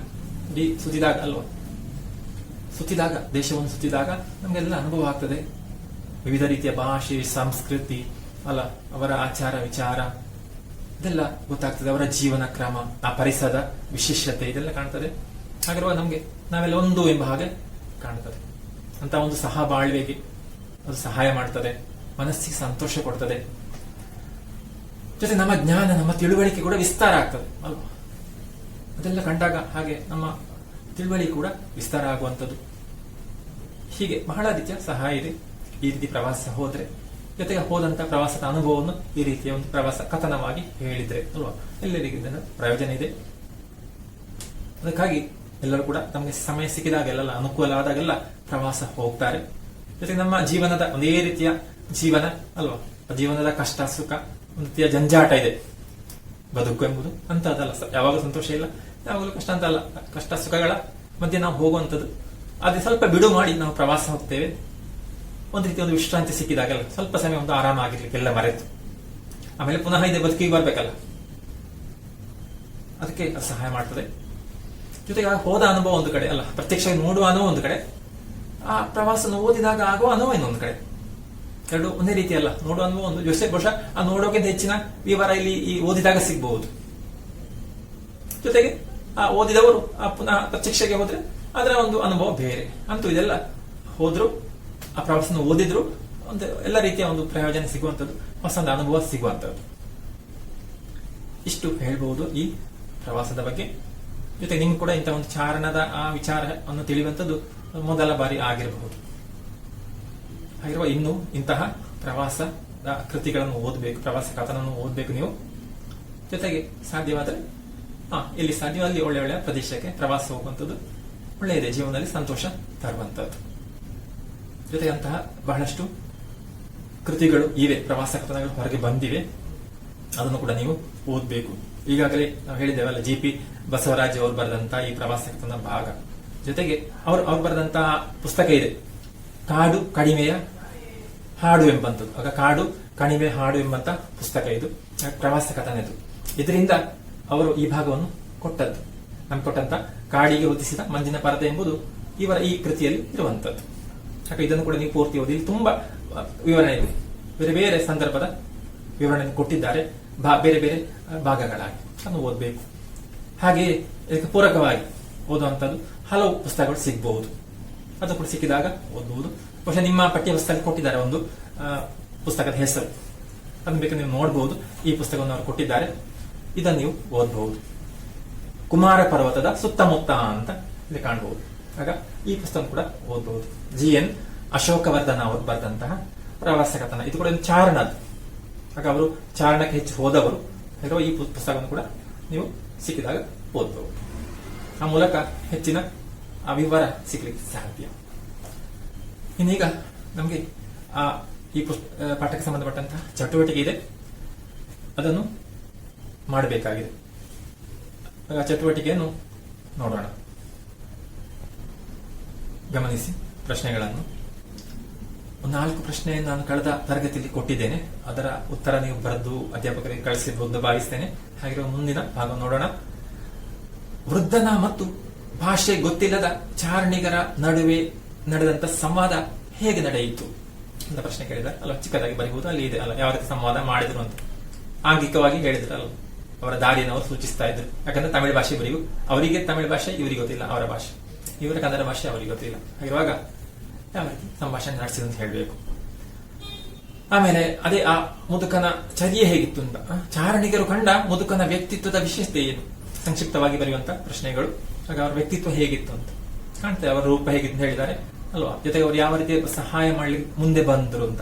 ಪಾಪ ಇವರೆಲ್ಲ ಅವರಿಗೆ ಗೊತ್ತಾಗಲಿಲ್ಲ ಚಾರಣಿಗರು ಅಂತ ಅಲ್ವಾ, ದಾರಿ ತಪ್ಪಿ ಬಂದಿದ್ದವರೋ ಅಂತ ಗ್ರಹಿಸಿಕೊಂಡು ಅವರು ಮತ್ತೆ ಹೇಳ್ತಾ ಇದ್ದಂತೆ ಅಲ್ಲ, ಊರು ಯಾವುದು ದಾರಿ ಯಾವ್ದು ತೋರಿಸ್ತಾ ಇದ್ರು, ಬಸ್ ಸ್ಟ್ಯಾಂಡ್ ಇದೆ ಹೀಗೆಲ್ಲ. ಆಗ ಅದೆಲ್ಲ ಹೇಳಬೇಕು. ಆಮೇಲೆ ಬ್ರಹ್ಮ ರಾಕ್ಷಸರ ಲೋಕ ಹೇಗೆ ಮಾಯವಾಯಿತು ಹೇಳಿದ್ದಾರೆ ಅಲ್ವಾ, ಹೇಗೆ ಮಾಯವಾಯಿತು. ಮಂಜು ತುಂಬಾ ಮುಸುಕಿದಾಗ ನಮ್ಮ ಮರಗಳು ಜೊತೆಗಿದ್ದವರು ಕೂಡ ಒಂದು ಬ್ರಹ್ಮ ರಾಕ್ಷಸ ಕಾಣ್ತಾ ಇದ್ದರಂತೆ. ಆದ್ರೆ ಮಂಜು ಕಡಿಮೆ ಆದಾಗ ಕಡಿಮೆ ಆಯ್ತು. ಆ ಉತ್ತರ ಅಲ್ಲಿ ಇದೆ, ಅದನ್ನು ಬರಿಬೇಕು. ಆಮೇಲೆ ಪ್ರವಾಸದ ಸಂದರ್ಭದಲ್ಲಿ ಚಾರಣೆಗೆ ಎದುರಾದ ಸವಾಲುಗಳೇನು, ಯಾವೆಲ್ಲ ಸವಾಲು ಎದುರಿಸಿದ್ರು, ಯಾವೆಲ್ಲ ಸಮಸ್ಯೆ ಕಷ್ಟ ಬಂತು ಅಂತ ಅದೆಲ್ಲ ಒಟ್ಟು ಇಡೀ ಭಾಗದಲ್ಲಿ ಎಲ್ಲೆಲ್ಲ ಅವರು ಕಷ್ಟಪಟ್ಟಿದ್ದಾರೆ ಅದನ್ನು ಬರಿಬೇಕು. ಆಮೇಲೆ ಕಾಡಿಗೆ ಹೊದಿಸಿದ ಮಂಜಿನ ಪರದೆಯ ಶೀರ್ಷಿಕೆ ಔಚಿತ್ಯವನ್ನು ಬರೆಯಿರಿ. ಶೀರ್ಷಿಕೆ ಔಚಿತ್ಯ ನೀವು ಈಗಾಗಲೇ ಬೇರೆ ಬೇರೆ ಸಂದರ್ಭದಲ್ಲಿ ಅದನ್ನು ಕೇಳ್ತಾ ಇದ್ದ ಪ್ರಶ್ನೆ ಅಲ್ಲ, ಈ ಶೀರ್ಷಿಕೆ ಹೊಂದಿಕೊಂಡಿದೆ ಅಂತ. ಉಚಿತವಾಗಿದೆಯಾ ಅಂತ ಬರಿಬೇಕು. ಬರಿಬಹುದು ನಿಮಗೆ ಅಲ್ವಾ, ಇದು ಓದಿದವರಿಗೆ ಗೊತ್ತಾಗ್ತದೆ. ಇದು ಸುಂದರವಾದ ಶೀರ್ಷಿಕೆ ಕೊಟ್ಟಿದ್ದಾರೆ, ಕಾಡಿಗೆ ಹೊದಿಸಿದ ಮಂಜಿನ ಪರದೆ. ಯಾಕಂದ್ರೆ ಮಂಜೆ ತುಂಬಿಕೊಂಡಿರುವಂತಲ್ಲ, ಇಡೀ ಕಾಡಿಗೆ ಮಂಜು ಆವರಿಸಿದ ಹಾಗೆ. ಈಗ ಬರಿಬೇಕು ನೀವು ಇದನ್ನೆಲ್ಲ ಸೇರಿಸಿಕೊಂಡು ಸೂಕ್ತವಾಗಿದೆ ಇಲ್ವ ಅಂತ ಬರೀಬೇಕು. ಆಮೇಲೆ ನೀವು ಕೈಗೊಂಡ ಪ್ರವಾಸದ ಅನುಭವಗಳ ಕುರಿತು ಪ್ರಬಂಧವನ್ನು ಬರೆಯಿರಿ. ಹಾಗೆ ಇದೇ ರೀತಿ ನೀವು ಕೂಡ ಪ್ರವಾಸ ಹೋಗಿರಬಹುದು, ಜೊತೆ ಈಗ ಒಂದು ಪ್ರವಾಸ ಹೋದವರ ಅನುಭವ ಇಲ್ಲಿ ನಮ್ಗೆ ಗೊತ್ತಾಗಿದೆ. ಹಾಗೆ ನೀವು ಕೂಡ ಹೋದ ಅನುಭವವನ್ನು ಈ ರೀತಿ ಬರಿಬೇಕು. ಸುಂದರವಾಗಿ ಓದುಗರಿಗೆ ಒಂದು ಕುತೂಹಲ ಉಂಟಾಗುವ ಆಗಿರ್ಬೇಕು, ಬರೀ ನಿರಸ ಆಗಿರ್ಬಾರ್ದಲ್ಲ. ಈಗ ನಾವು ನೋಡಿದೇವಲ್ಲ ಇವರೆಷ್ಟು ಕುತೂಹಲದ ಕಾರ್ಯಕಾರವಾಗಿ ಹೇಳಿದ್ದಾರೆ ಅಂತ ಒಂದೊಂದು ವಿಷಯವನ್ನು. ಹಾಗೆ ಓದುಗರಿಗೆ ಓದಿಸಿಕೊಂಡು ಹೋಗ್ತದೆ, ಸಂತೋಷ ಆಗ್ತದೆ. ಮುಂದೆ ನಿಮ್ಮ ಊರಿನ ಕೃಷಿ ಭೂಮಿ ಮತ್ತು ಕೃಷಿಕರ ಸಮಸ್ಯೆಗಳ ಬಗ್ಗೆ ವಿವರಣಾತ್ಮಕ ಲೇಖನವೊಂದನ್ನು ಸಿದ್ಧಪಡಿಸಿರಿ. ಇಲ್ಲಿ ಕೃಷಿಕರ ವಿಷಯ ಹೇಳಿದಾರಲ್ಲ, ಕೃಷಿಕರು ಎಷ್ಟು ಕಷ್ಟಪಡ್ತಾ ಇದ್ದಾರೆ ಅಂತಹ ಬೆಟ್ಟದ ಪ್ರದೇಶದಲ್ಲಿ, ತಾವಿರುವಂತಹ ಚಿಕ್ಕ ಪ್ರದೇಶದಲ್ಲಿ ಎಷ್ಟೆಲ್ಲ ಕೃಷಿ ಮಾಡ್ತಾರೆ, ಅದನ್ನು ಕೆಳಗೆ ಕೊಂಡು ಹೋಗಲಿಕ್ಕೆ ಕುದುರೆ ಸಹಾಯ ಪಡಿತಾರೆ. ಅವರ ಕಷ್ಟ ಎಷ್ಟು, ಜೊತೆಗೆ ಆದ್ರೂ ಅವರ ಮನಸ್ಸೆಷ್ಟು ಶುದ್ಧವಾದದ್ದು, ಬಂದವರಿಗೆ ಎಷ್ಟು ಪ್ರೀತಿಯಲ್ಲಿ ಆ ಗೆಜ್ಜೆಯನ್ನು ಕೊಟ್ಟರು, ಇದೆಲ್ಲ ಇದೆ. ಅದೇ ರೀತಿ ನಿಮ್ಮ ಊರಿನ ಕೃಷಿಕರ ಸಮಸ್ಯೆಗಳ ಬಗ್ಗೆ ಹೇಳ್ತಾರೆ. ಬೇರೆ ಬೇರೆ ಇದೇ ರೀತಿ ಬೇರೆ ಬೇರೆ ಸಮಸ್ಯೆ ನಿರ್ವಹಿಸಲಿರ್ಬೋದು. ಕೃಷಿಕರ ಸಮಸ್ಯೆ ನಾವೀಗ ಪತ್ರಿಕೆಯಲ್ಲಿ ನೋಡ್ತೇವೆ. ಇರುವಾಗ ಬಹಳಷ್ಟು ಕಷ್ಟಪಡ್ಬೇಕಾಗ್ತದೆ. ಅವರು ಎಲ್ಲ ಸಮಯ ಒಂದೇ ರೀತಿ ಇರುವುದಿಲ್ಲ ಅಲ್ವಾ. ಬೆಲೆ ಕಡಿಮೆ ಆಗುವಂಥದ್ದು, ಸಮಸ್ಯೆ, ಸಾಲ ತೆಗೆಯುವಂಥದ್ದು, ತೆಗೆಸಿಕೊಡ್ಲಿಕ್ಕೆ ಆಗದೇ ಇರುವಂಥದ್ದು, ಬೆಲೆಗೆ ಅವರ ಕೃಷಿ ಉತ್ಪನ್ನಕ್ಕೆ ಸರಿ ಬೆಲೆ ಸಿಗದೇ ಇರುವಂಥದ್ದು, ಇದೆಲ್ಲ ಇದೆ. ಇರುವ ನಿಮ್ಮ ಅನುಭವ ಕೂಡ ಇರುವುದು ಒಂದು ಲೇಖನ ಬರಿಬೇಕು. ಆಮೇಲೆ ಚಟುವಟಿಕೆಗಳನ್ನು ಕೊಟ್ಟಿದ್ದಾರೆ. ನೀವು ಓರ್ವ ಪತ್ರಿಕಾ ಸಂಪಾದಕರಾಗಿ ಪ್ರವಾಸಿ ತಾಣಗಳಲ್ಲಿ ಕಂಡುಬರುತ್ತಿರುವ ಪರಿಸರ ಮಾಲಿನ್ಯದ ಅತಿರೇಕವನ್ನು ತಡೆಯುವ ಅಗತ್ಯವನ್ನು ಪ್ರತಿಪಾದಿಸುವ ಸಂಪಾದಕೀಯವನ್ನು ಬರೆಯಿರಿ. ಒಂದು ಸಂಪಾದಕೀಯ ಬರಿಬೇಕು. ಸಂಪಾದಕೀಯ ಗೊತ್ತಿದೆಲ್ಲ, ಒಂದು ಪತ್ರಿಕೆ ಓದೋರಿಗೆ ಗೊತ್ತಿದೆ. ಪತ್ರಿಕೆ ಸಂಪಾದಕರು ಪ್ರತಿದಿನ ಕೂಡ ತಮ್ಮ ಒಂದೊಂದು ವಿಚಾರವನ್ನು ಹೇಳ್ತಾರೆ, ತಾವು ಕಂಡದನ್ನು, ಅದಕ್ಕೆ ಪರಿಹಾರ ಏನು ಕಾರಣ ಅಂತ ವಿಶ್ಲೇಷಿಸಿಕೊಂಡು ವಿವರವಾಗಿ ಬರೀತಾರೆ. ಅದಕ್ಕೆ ಅಷ್ಟು ಬೆಲೆ ಇದೆ ಅಲ್ವಾ, ಅದನ್ನೆಲ್ಲರೂ ಓದ್ತಾರೆ. ಅದು ಒಳ್ಳೆಯ ಅಭಿಪ್ರಾಯ ಆಗಿರುತ್ತದೆ ಒಟ್ಟು ವಿಷಯದ ಬಗ್ಗೆ. ಹಾಗಿರುವಾಗ ಆಗ ನೀವು ಕೂಡ ಒಂದು ಪತ್ರಿಕೆಯನ್ನು ನೋಡಿ ಅಲ್ಲಿ ಸಂಪಾದಕೀಯ ಸಿಗ್ತದೆ, ಆ ಸಂಪಾದಕೀಯನ್ನು ಗಮನಿಸಿ ಆ ರೀತಿಯಲ್ಲಿ ನೀವು ಈ ವಿಷಯವನ್ನು ತೆಗೆದುಕೊಂಡು ಬರಬೇಕು. ಯಾವುದು? ಪ್ರವಾಸಿ ತಾಣಗಳಲ್ಲಿ ಕಂಡು ಬರುತ್ತಿದ್ದ ಪರಿಸರ ಮಾಲಿನ್ಯ ಅತಿರೇಕವನ್ನು ತಡೆಯುವ ಅಗತ್ಯ. ಈ ವಿಷಯದಲ್ಲಿ ಒಂದು ಸಂಪಾದಕೀಯವನ್ನು ಬರೀಬೇಕು.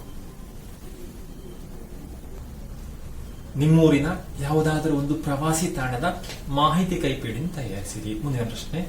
ಹಾಗಿರುವಾಗ ಗೊತ್ತಿದೆಲ್ಲ, ಮಾಹಿತಿ ಕೈಪಿಡಿ. ಆಗ ನಿಮ್ಮ ಊರಿನಲ್ಲಿ ಕೂಡ ಇಂತಹ ಪ್ರವಾಸಿ ತಾಣ ಇರಬಹುದು, ಪ್ರವಾಸಿಗರು ಇಷ್ಟಪಡುವಂತಹ ಸ್ಥಳ ಇರಬಹುದು, ಅದರ ಬಗ್ಗೆ ಒಂದು ಮಾಹಿತಿ ಕೈಪಿಡಿ ತಯಾರಿಸಿ.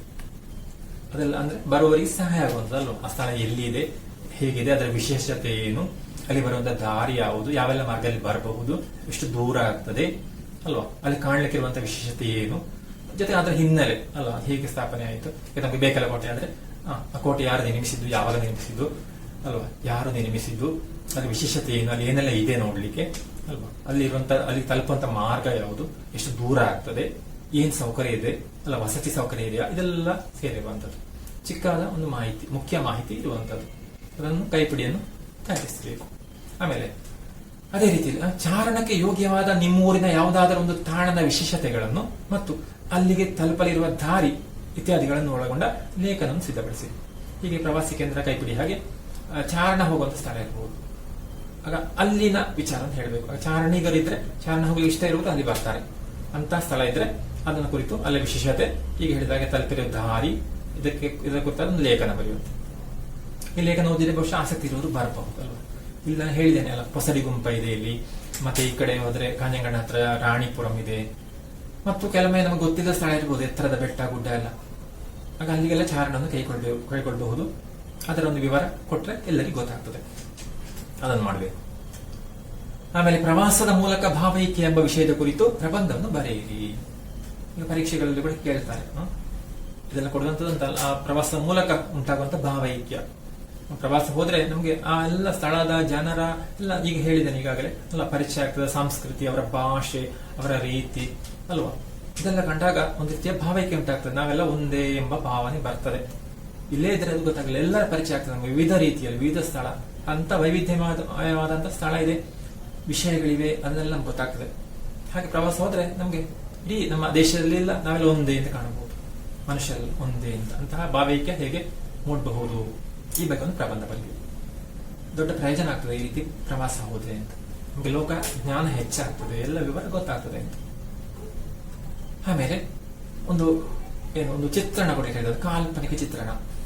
ಜಡಿ ಮಳೆ ಸುರಿದಾಗಿನ ಕಾಡಿನ ಹಳ್ಳಿಯ ಕಾಲ್ಪನಿಕ ಚಿತ್ರಣವನ್ನು ನೀಡಿರಿ. ಈಗ ಪ್ರವಾಸ ಹೋದವರು ಆ ಬಗ್ಗೆ ಬರ್ತಿದ್ದಾರೆ, ಹಾಗೆ ನಿಮ್ಗೆ ಹೇಳ್ಬೋದು, ಒಂದು ಕಲ್ಪನೆ ಮಾಡಬಹುದು. ಕಾಲ್ಪನಿಕ ಒಂದು ಕಲ್ಪನೆ ಮಾಡಬಹುದು, ಏನು ಜಡಿ ಮಳೆ ಬರ್ತಾ ಇದೆ, ಆಗ ಒಂದು ಕಾಡು ಹೇಗಿರ್ಬಹುದು, ಅಥವಾ ಒಂದು ಹಳ್ಳಿಯ ದೃಶ್ಯ ಹೇಗಿರ್ಬಹುದು. ಈಗ ಬೆಟ್ಟದ ಮೇಲೆ ಇವರು ಗುಡ್ಡದ ಮೇಲೆ ಹೋದಾಗ ಅವರಿಗೆ ಕಂಡ ದೃಶ್ಯ ಹೇಳಿದಾರಲ್ಲ, ಹೇಗೆ ಮಂಜು ಮುಸುಕಿತ್ತು, ಮೋಡ ಮುಸುಕಿತ್ತು ಅಂತ. ಅದೇ ರೀತಿ ನಿಮ್ಗೆ ಅಂತ ಒಂದು ಕಲ್ಪನೆ ಮಾಡಿ ಹೋಗದೆ ನೋಡಿದ್ರೆ ಕೂಡ ಆಗ ಆ ಒಂದು ಚಿತ್ರಣ ಹೇಗಿರ್ಬೋದು ಅಂತ ಮಾಡ್ಬೇಕು. ಆಮೇಲೆ ಲೇಖಕರು ಕಂಡ ಕೃಷಿಕರ ಸ್ವಭಾವ ವೈಶಿಷ್ಟ್ಯಗಳ ಕುರಿತು ಕಿರು ಲೇಖನವನ್ನು ಬರೆಯಿರಿ. ಲೇಖಕರು ಯಾವುದೆಲ್ಲ ಗಮನಿಸಿದ್ರು ಈ ಪ್ರವಾಸಕ್ಕೆ ಹೋದಾಗ ಅಂತ. ಕೃಷಿಕರ ಸ್ವಭಾವ ವೈಶಿಷ್ಟ್ಯ ಕಂಡಿದೆ ಅಲ್ಲ, ಕೃಷಿಕರು ಹೇಗೆ ಎಷ್ಟು ಪ್ರೀತಿಯನ್ನು ನೋಡಿದ್ರು, ಸಹಾಯ ಮಾಡಿದ್ರು ಅಲ್ವಾ, ಹಣ ತಕೊಳ್ಳಿಲ್ಲ ಗೆಜ್ಜರಿ ಕೊಟ್ಟರು ಕೂಡ ಒಬ್ರು ದಾರಿ ತೋರಿಸಿದ್ರು. ಆಗ ಆ ವಿಶೇಷತೆನೆಲ್ಲ ಬರೆಯುವಂಥದ್ದು. ಮುಂದೆ ಕೆಲವು ವ್ಯಾಕರಣಕ್ಕೆ ಸಂಬಂಧ ವಿಷಯ ಕೊಟ್ಟಿದ್ದಾರೆ. ಅದನ್ನು ಈಗಾಗಲೇ ನಿಮಗೆ ಗೊತ್ತಿರುವಂತದ್ದೇ ಅಲ್ಲ, ಶಬ್ದಗಳಲ್ಲಿ ಬಂದಿವೆ. ಕೆಳಗಿನ ಪದಗಳನ್ನು ವಿಂಗಡಿಸಿ ಸಂಧಿಯನ್ನು ಹೆಸರಿಸಿರಿ ಅಂತ ಅಲ್ವಾ. ಬೃಹದಾಕಾರ, ತಂಗುದಾಣ, ಪ್ರತಿಫಲಾಪೇಕ್ಷೆ, ತಲೆದೂರು, ಮನುಷ್ಯಾಕೃತಿ, ಅತ್ಯುತ್ತಮ, ಇದೆಲ್ಲ ಮೊದಲು ನಿಮ್ಗೆ ಗೊತ್ತಿರುವಾಗ ಸಂಧಿ ವಿಂಗಡಿಸಿ ಸಂಧಿಯನ್ನು ಹೆಸರಿಸಬೇಕು ಅಲ್ವಾ.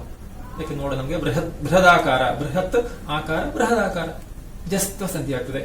ಹಾಗೆ ತಂಗುದಾಣ, ತಂಗುದಾಣ, ತಂಗು ತಾಣ, ತಂಗುದಾಣ ಆದೇಶ ಸಂಧಿ ಆಗ್ತದೆ. ಸಂಧಿ ವಿಚಾರ ಗೊತ್ತಿದ್ದಲ್ಲ ಯಾವ ರೀತಿ ನಮಗೆ ಗುರುತಿಸುವುದು ಅಂತ. ಅದೇ ರೀತಿ ಪ್ರತಿಫಲಾಪೇಕ್ಷೆ, ಪ್ರತಿಫಲ ಅಪೇಕ್ಷೆ, ಪ್ರತಿಫಲಾಪೇಕ್ಷೆ ಯಾವ ಸಂಧಿ? ಸವರ್ಣ ದೀರ್ಘ ಸಂಧಿ, ಪ್ರತಿಫಲ ಅಪೇಕ್ಷೆ ಅಲ್ಲ, ಪ್ರತಿಫಲಾಪೇಕ್ಷೆ ಗೊತ್ತಾಗ್ತದೆ. ಬಾಕಿದ ನೀವೇ ಗುರುತಿಸಿ ಬರಿಬೇಕು, ಸಂಧಿ ವಿಂಗಡಿಸಿ ಸಂಧಿಯನ್ನು ಹೆಸರಿಸಬೇಕು. ಆಮೇಲೆ ಸಮಾಸ ಕೇಳಿದಾರಲ್ಲ, ವಿಗ್ರಹ ವಾಕ್ಯ ಮಾಡಿ ಸಮಾಸವನ್ನು ಹೆಸರಿಸಿರಿ. ಕಣ್ಣು ಮುಚ್ಚು ಗಿಡ ಮರಗಳು, ಸಮಾಸ ವಿಗ್ರಹ ವಾಕ್ಯ ಮಾಡಿ ಸಮಾಸ ಹೆಸರಿಸಬೇಕು. ಕಣ್ಣನ್ನು ಮುಚ್ಚು, ಕಣ್ಣು ಮುಚ್ಚು ಅಲ್ವಾ, ಏನಾಗಿದೆ ಇಲ್ಲಿ ಕ್ರಿಯೆ ಆಗಿದೆ, ಕ್ರಿಯಾ ಸಮಾಸ. ಅದೇ ರೀತಿ ಗಿಡ ಮರಗಳು ಸುಲಭ ಇದೆ ಅಲ್ಲ, ದ್ವಂದ್ವ ಸಮಾಸ, ಗಿಡವು ಮರವು ಗಿಡ ಮರಗಳು. ಆಮೇಲೆ ನಿಷೇಧಾರ್ಥಕ ಪದ ಇದೆ, ಸಂಸ್ಕೃತ ತದ್ಭವ ಪದ ಇದೆ. ಅಲ್ಲಿಗ ಕೊಟ್ಟಂತಹ ತದ್ಭವ ರೂಪ ಬರಿಬೇಕು. ಗಂಟ ಅಂತ ಕೇಳಿದ್ದಾರೆ, ಆ ತದ್ಭವ ರೂಪಗಳನ್ನು ಬರಿಬೇಕು. ಆಮೇಲೆ ಏನಿದೆ? ಭೂಮಿ, ಐಶ್ವರ್ಯ, ಪ್ರಯಾಣ, ಆಶ್ರಯ, ಆಕಾಶ, ವರ್ಣ ಇದೆಲ್ಲ ಕೊಟ್ಟಿದ್ದಾರೆ. ಎಲ್ಲ ಈ ಹಿಂದೆ ಬಂದದ್ದೇ ಅಲ್ಲ, ಸಂಸ್ಕೃತ ತದ್ಭವ ಬರುವಂತದ್ದು. ಗಂಟ ಹೌದು ಸಂಸ್ಕೃತ ತದ್ಭವ, ಗಂಟೆ ಅಲ್ವಾ. ಭೂಮಿ ಭೂವಿ, ಐಶ್ವರ್ಯ ಐಸಿರಿ ಗೊತ್ತಿದೆ ಅಲ್ಲ, ಪ್ರಯಾಣ ಪಯಣ, ಹೀಗೆ ಉಳಿದ ನೀವು ಬರಬೇಕು ಅಲ್ಲ, ಗೊತ್ತಿರುವಂತದ್ದು. ಆಮೇಲೆ ನಿಷೇಧಾರ್ಥಕ ರೂಪ ಹೇಳಿದಾರಲ್ಲ, ನೋಡು, ಹೋಗು, ಮಾಡು, ಇದನ್ನು ನಿಷೇಧ ರೂಪದಲ್ಲಿ ಬರಿಬೇಕು ಅಲ್ವಾ. ನೋಡು ಯಾವ್ದು ನಿಷೇಧ ರೂಪ? ನೋಡನು ಅಲ್ವಾ, ನೋಡಳು, ನೋಡರು, ನೋಡದು, ಹೀಗೆ ಪುಲ್ಲಿಂಗ ಆಗಿರ್ಬೋದು, ಸ್ತ್ರೀಲಿಂಗ ಆಗಿರ್ಬೋದು, ನಪುಂಸಕಲಿಂಗ ಆಗಿರ್ಬೋದು. ಇದು ನಿಷೇಧ ರೂಪ ಬರಬೇಕು. ಹೋಗು, ಹೋಗನು, ಹೋಗಳು, ಹೋಗದು, ಹೋಗರು, ಇದೆಲ್ಲ ನಿಷೇಧ ರೂಪಗಳು. ಆ ರೀತಿಯಲ್ಲಿ ಉಳಿದ ಶಬ್ದವನ್ನು ಕೂಡ ಉಪಯೋಗಿಸಿ ಬರಿಬೇಕು. ತಿನ್ನು, ತುಂಬು, ಒಪ್ಪು, ಕೊಳ್ಳು, ಕೊಡು, ತೋರು, ಬರು, ಕುಡಿ, ಕಾಣಿಸು, ತರು, ಹೀಗೆ ಇದೆಲ್ಲ ಕೊಟ್ಟಿದ್ದಾರೆ. ಇದೆಲ್ಲ ನೀವು ಇದರ ನಿಷೇಧ ರೂಪವನ್ನು ಈ ರೀತಿ ಬರಿಬೇಕು, ಪರೀಕ್ಷೆಯಲ್ಲಿ ಕೂಡ ಬರ್ತದೆ. ನೆಲದೊಳಗಿನ ಗೆಜ್ಜರಿಯನ್ನು ಕಿತ್ತು ನೀರಿನಲ್ಲಿ ತೊಳೆದರೆ ನಿಗಿ ಹೊಳೆಯುತ್ತದೆ, ಈ ರೀತಿ ಕೊಟ್ಟಿದ್ದಾರೆ ಅಲ್ಲ. ಅಡಿಗೆರೆ ಎಳೆದಂತ ಪದವನ್ನು ಗಮನಿಸಿ ಅಂತ ಗಮನಿಸಬೇಕಲ್ಲ. ಅಡಿಗೆರೆ ಎಳೆದಂತ ಪದ ಇದೆ ಯಾವುದದು? ನಿಗಿ. ಅದೇ ರೀತಿಯ ಪದವನ್ನು ನಾವು ಆರಿಸಿ ಬರಿಬೇಕು. ಪಳ, ಪಿಳಿ ತಲೆ ಕೊಟ್ಟಿದ್ದಾರೆ ಅಲ್ಲ. ಇದೆಲ್ಲ ಈ ರೀತಿಯ ಪದಗಳನ್ನು ಹೆಚ್ಚು ನಾವು ಸಂಗ್ರಹಿಸಿ ಬರಿಬೇಕು ಅಲ್ವಾ. ಆ ಸಂದರ್ಭದಲ್ಲಿ ಅದು ವಿಶೇಷ ಅರ್ಥ ಕೊಡ್ತಾರೆ ಅಲ್ವಾ. ವಿರಕ್ತಿ ಅಂತ ಹೇಳ್ತಾರೆ, 2 ಸಲ ಬಂದಿದೆ. ನಿಗಿ, ಪಳ, ಪಿಳಿ ಅಂತ. ಆಮೇಲೆ ಕೊನೆಗೆ ನಿಮ್ಮೂರಿನ ಪ್ರವಾಸ ತಾಣಗಳ ಸ್ವಚ್ಛತೆಯ ಬಗ್ಗೆ ಜನರಲ್ಲಿ ಕಾಳಜಿಯನ್ನು ಮೂಡಿಸುವ ಸಲುವಾಗಿ ಕರಪತ್ರವನ್ನು ಬರೆಯಿರಿ, ತಯಾರಿಸಿ. ಕರಪತ್ರ ಬರೀಬೇಕಲ್ಲ, ನೋಟಿಸ್ ಅಂತ ಹೇಳ್ತೇವಲ್ಲ, ನೋಟಿಸ್ ಕರಪತ್ರ ಬರೀಬೇಕು. ಕರಪತ್ರ ಈಗಾಗಲೇ ಹಿಂದಿನ ಕ್ಲಾಸ್ ತರಗತಿಯಲ್ಲಿ ನೀವು ರಚಿಸಿದ್ದೀರಿ. ಹಾಗೆ ನಿಮ್ಮೂರಿನ ಪ್ರವಾಸಿ ತಾಣಗಳ ಸ್ವಚ್ಛತೆಯ ಬಗ್ಗೆ ಜನರಲ್ಲಿ ಕಾಳಜಿಯನ್ನು ಮೂಡಿಸುವ ಸಲುವಾಗಿ, ಸ್ವಚ್ಛತೆ ಕಾಪಾಡಲಿಕ್ಕಾಗಿ ನಿಮ್ಮೂರಿನ ಪ್ರವಾಸ ಕೇಂದ್ರ ಇರ್ಬೋದು, ಅಲ್ಲಿ ಸ್ವಚ್ಛತೆಗೆ ಕೊರತೆ ಇರಬಹುದಲ್ವಾ. ಬಂದ ಪ್ರವಾಸಿಗರಲ್ಲಿ ಬಂದು ಕೆಲವೊಮ್ಮೆ ಅಲ್ಲಿ ಸ್ವಚ್ಛತೆಯನ್ನು ಇಲ್ಲದಾಗಿಸಬಹುದು, ಸ್ವಚ್ಛತೆ ಕಡಿಮೆ ಆಗಿರ್ಬೋದು. ಅದನ್ನು ನಿವಾರಿಸುವ ಅದಕ್ಕೆ ಒಂದು ಏನು ಕಾಳಜಿ, ಜಾಗೃತಿ ಮೂಡಿಸುವಂತ ಒಂದು ಕರಪತ್ರ ಬರೀಬೇಕು. ಇಷ್ಟು ಚಟುವಟಿಕೆಗಳು, ಪ್ರಶ್ನೆಗಳು ಕೊಟ್ಟಿದ್ದಾರೆ. ಹಾಗಿರುವಾಗ ಈ ಪಾಠ ಇಲ್ಲಿಗೆ ಮುಕ್ತಾಯ ಆಗ್ತದೆ. ನಿಮಗಿದು ಅರ್ಥ ಆಗಿರ್ಬೋದು, ಇಷ್ಟ ಆಗಿರ್ಬೋದು ಅಂತ ಭಾವಿಸ್ತೇನೆ. ಇಂತಹ ಈ ಪ್ರವಾಸ ಕಥನವನ್ನು ಇನ್ನು ಕೂಡ ಓದಿ. ಈಗ ನಾನು 2 ಪ್ರವಾಸ ಕಥನದ ಪುಸ್ತಕವನ್ನು ತೋರಿಸಿದ್ದೇನೆ. ಇಂಥ ಹೆಚ್ಚು ಪುಸ್ತಕಗಳನ್ನು ಓದಬಹುದು. ಹೆಚ್ಚಿನ ಅರಿವು ನಮಗೆ ಮೂಡುತ್ತದೆ. ಜೊತೆಗೆ ಓದುವಾಗ ಒಂದು ಕುತೂಹಲ ಇದೆ, ಅದರಲ್ಲೆಲ್ಲ ಸಂತೋಷ ಕೂಡ ಆಗ್ತದೆ. ಅಲ್ಲಿನ ಒಂದೊಂದು ಪ್ರದೇಶದ ವಿಶೇಷತೆ ಎಲ್ಲ ಹೇಳ್ತಾರೆ. ಇದರಲ್ಲಿ ನೀವು ಓದುವಂತ ಅಭ್ಯಾಸ ಮಾಡಬೇಕು. ಜೊತೆಗೆ ಅಲ್ಲಿ ಕೊಟ್ಟಂತ ಎಲ್ಲ ಅಭ್ಯಾಸವನ್ನು ಮಾಡಿ ಅಧ್ಯಾಪಕರಿಗೆ ಕಳಿಸಿಕೊಡ್ಬೇಕು. ಗೊತ್ತಿದೆ ಅಲ್ಲ, ಪರೀಕ್ಷೆ ಕೂಡ ಹತ್ತಿರ ಬರ್ತಾ ಇದೆ, ಅದಕ್ಕೆ ಬೇಕಾದ ಸಿದ್ಧತೆ ಎಲ್ಲ ಮಾಡಬೇಕು. ಎಲ್ಲ ಕೆಲಸಗಳನ್ನು ಪೂರ್ತಿ ಮಾಡಿ ಕಳಿಸಿಕೊಡ್ಬೇಕು ಅಧ್ಯಾಪಕರಿಗೆ. ಸರಿ, ಮುಂದಿನ ಹೊಸ ಪಾಠದೊಂದಿಗೆ ಮುಂದಿನ ತರಗತಿಯಲ್ಲಿ ಮತ್ತೆ ಭೇಟಿಯಾಗೋಣ.